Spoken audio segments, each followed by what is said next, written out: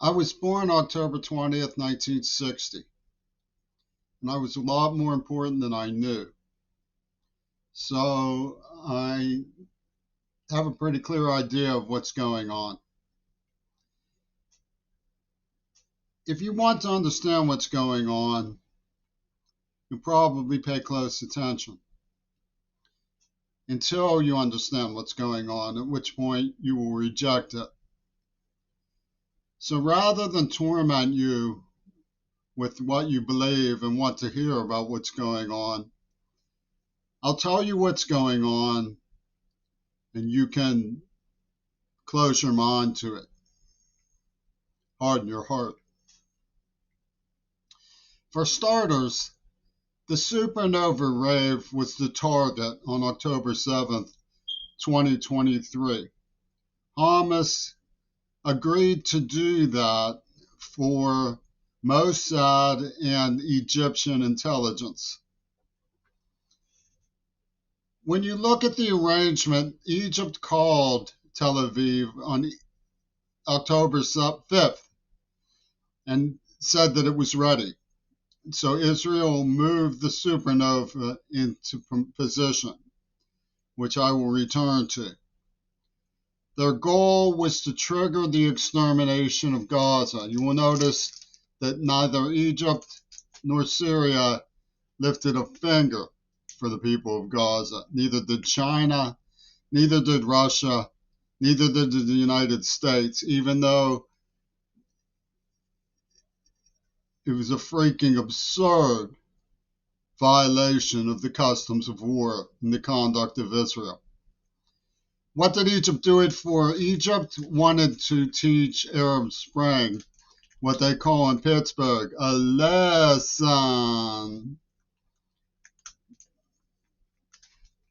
The supernova rave was a symbol of the potentials of Arab Spring to reconcile people. Now, because Israel is accused by the world of absurd disrespect for the customs of war, they pronounced a moral fable that predates the extermination of the supernova rave, but is related to it. And that's where you find a very famous fork in the road, where intelligence fails and the storyline fails. And people like George Galloway, the leader of the British Workers' Party, come to the defense of Hamas, calling it an axis of resistance and a slave uprising. This is universal across alternative media. Owen Jones, Breakthrough News, Deep Dive Palestine, all of them are obsessed and occupied with the fable of the axis of resistance. And the reason for this is that the recognition that the supernova rave was the target and Hamas was working for Israel through Egypt to punish Arab Spring is disallowed because it's what happened. The secret, of course, predates these incidents. The secret traces back to the 1980s. Now, I was very recently in school at Tacoma Community College. I was in climate change studies when Miss Thunberg stepped up with rainbow dacoitery and COVID. You see here the Mad Hatter with a caption, "No, you are not through the looking glass." In reality, to understand, you do have to look to some degree at Tacoma Community College. A class was offered by a very distinguished professor, Brian Duchin, in the 60s. All his other classes in cinema, foreign policy, were filled to the breaking point with interested students. Nobody wanted to know anything about the 60s. For the same reason, nobody wants to know anything about the 80s, because the mystery that underlies the supernova rave goes back to the 60s by way of the 80s. A particularly salient incident was when Michael Foucault, the pervert social scientist of the Paris West Bank, met with the Ayatollah Khomeini in the lead up to the hostage taking crisis and what was known as Iran-Contra, which was a weapons pipeline between the fundamentalists in America, led by people like Michael Huckabee, the Zionist Christians, and mercenaries in Iran and Israel working together, an Iran, DC, deep state within the deep state, Zionist deep state, and Israel and Iran, the fundamentalist tripartite system. It was a fundamentalist tripartite system. Remember that band King Crimson? They were carrying on about Gurdjieff. They were friends with Colin Powell. They were saying there was going to be another ice age, that virginity proves rape, the weapons of mass destruction in Iraq. They were just crazy people. But they had power to inflict mysticism and confused minds. And they were bombing Nicaraguan harbors because they don't like the poor. They agitate against things like the supernova rave and Arab Spring and Nicaragua, deaf schools and stuff. They were bombing. I mean, it was a pathetic situation under Ronald Reagan. And tragically enough, the sandbaggers who were too young to understand anything about it, in their zeal to rescue the names of their favorites, like Mick Jagger, come trotting to the storyline of Hamas, saying Reagan wouldn't have liked what Israel was doing. In other words, it's become social review as a form of absurd theater. And they cherry pick various stupidities that they find and aggrandize them as to prove their point. They have no capacity for logical peer review of circumstances. And they didn't enroll in the course about the 60s. It didn't go. Owen Jones did not say, I'm the man to attend this class. None of the Owen Joneses in the region wanted anything to do with the facts of what happened when Foucault met the Ayatollah in the 80s, much less what happened at Woodstock. So when you look at me, I was pinned by Hustler Magazine, Reagan, the Pittsburgh Post-Gazette, rivals in school who could hear. Don't have any illusions. I'm stone deaf. I can speak clearly with the help of a very loud hearing aid, but I'm stone deaf. And they refused to teach me sign language, so I was washing dishes or working as a library clerk. I was barred from school de facto by the Union Military Christian Society, who deafened me to keep me in the so-called dark about what was going on. But they also specially represented me as an object of their satire about student dissent.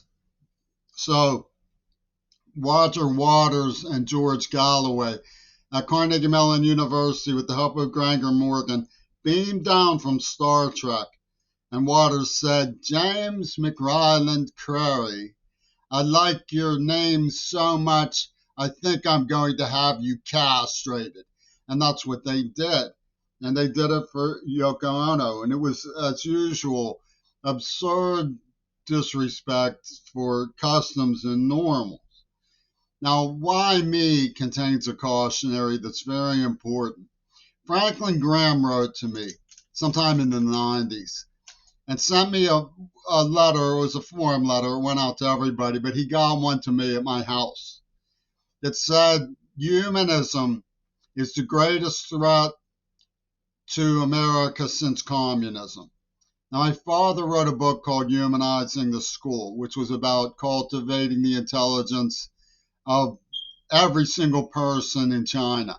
Cultivate who comes to class in an American public school. Every single student in Gaza comes to class in an American public school. Every single student had significance. That's a greatest threat to America since communism, according to Franklin Graham. My father wrote Humanizing the School. And he drove a school bus in retirement when the Green Party executed him. So Seattle dragged me here by the neck with the help of Ichiro Suzuki and Yoko Ono to torture me to death. I have Parkinson's now. But if you look at Franklin Graham's autobiography, it's called Worth Fighting For, something like this. He has a section where a man who calls himself Hitler, who Franklin Graham giggles was proficient at his duties as one of Oliver North's linemen in the Iran-Contra scam, executing innocent Nicaraguans. He calls himself Hitler, and he's now in the chaplain's court. And he stands up, no, I don't want to be called Hitler anymore. And they ignore him, call him Hitler.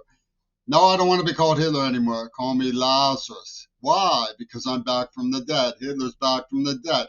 And they embrace him and smoogie him. And don't let Mick Jagger distance himself from this stuff. Because Franklin Graham also sings the praises of Guyana, where they drank the Kool-Aid, remember? Now, if you want to understand my role, I was trying to warn people, trying to make it loud and clear that this was happening. The people were being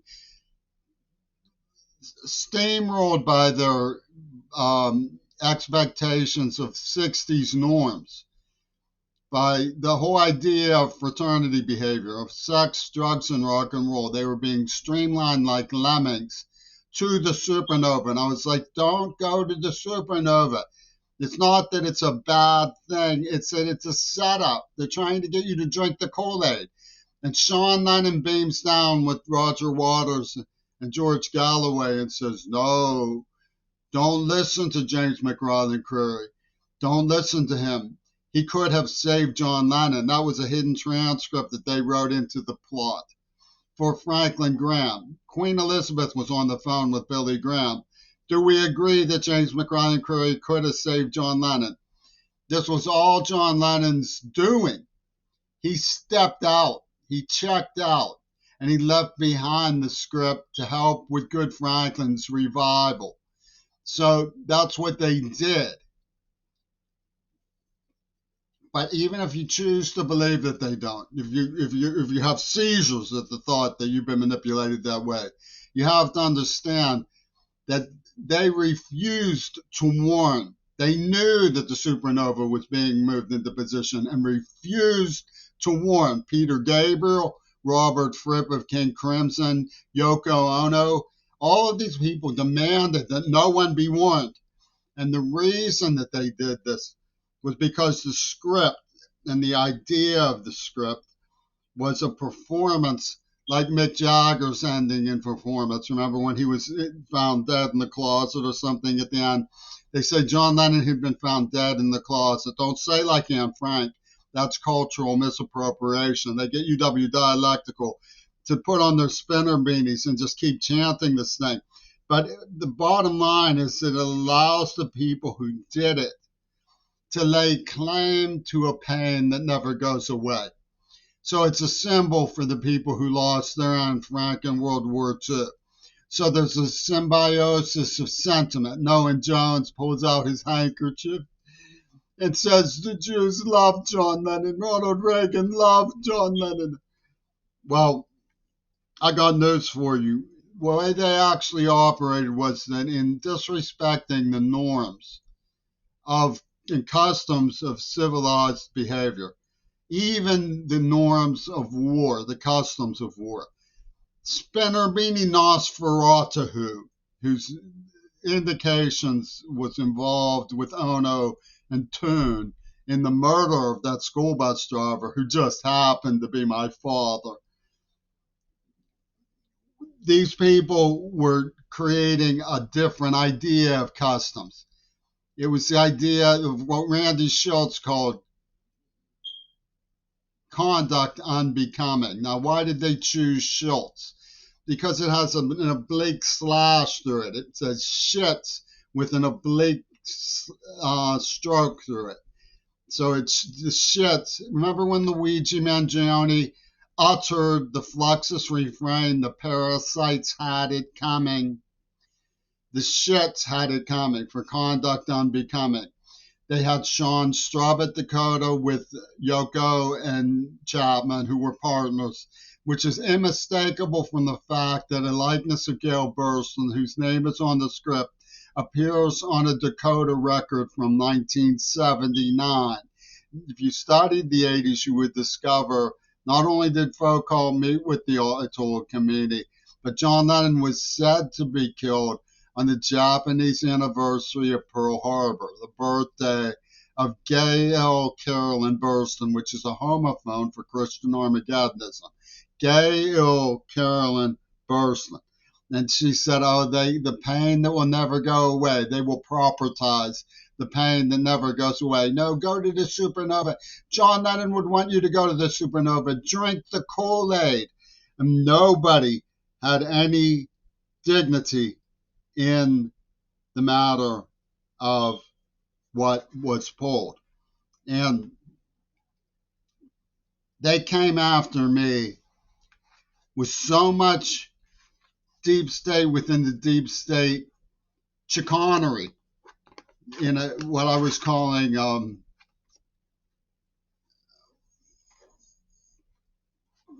night of milk and honey. There was so many. My mother was caught in this whirlwind only because I visited her house a couple of times while they were pulling an unbelievable nightmare on me of such intimacy and reflexology that I went into the seizures and fell on the ground with my face pressed to the cement and my eyeballs orbiting in different directions. My mother said it felt like somebody was playing prank after prank on them for days when all I did was visit the house. Now, if you look at the films of Dallas, Texas, when Oswald was arrested, you see that a man comes into the Dallas Police Department for the loading dock dressed like the Riddler. And this is very important from the early Batman series. This is very important because Melvin Belli, Jack Ruby's attorney, was an attorney for Herman Goring. And he was a guest star on Star Trek. So media was involved in this catastrophic adventure. This is a picture that you don't see because the Kennedy assassination researchers don't want you to realize that there was a media production in the background of Ronald Reagan's snuff film that tells the truth of the story. This vehicle contains Oswald's body. It also contains a Japanese diplomat from Pornography of Japan working with Jack Ruby under a nuclear bunker sign, which is in fact symbolic. And these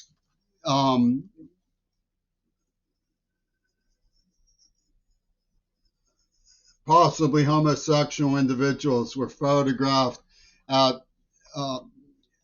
the Parkland Hospital that was taken while Kennedy was being announced assassinated.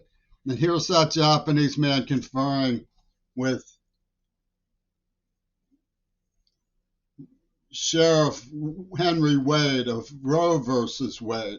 Remember the Munsters when they had that Reagan cartoon, Herman Munster? The one who was really scary was Marilyn M. Munster.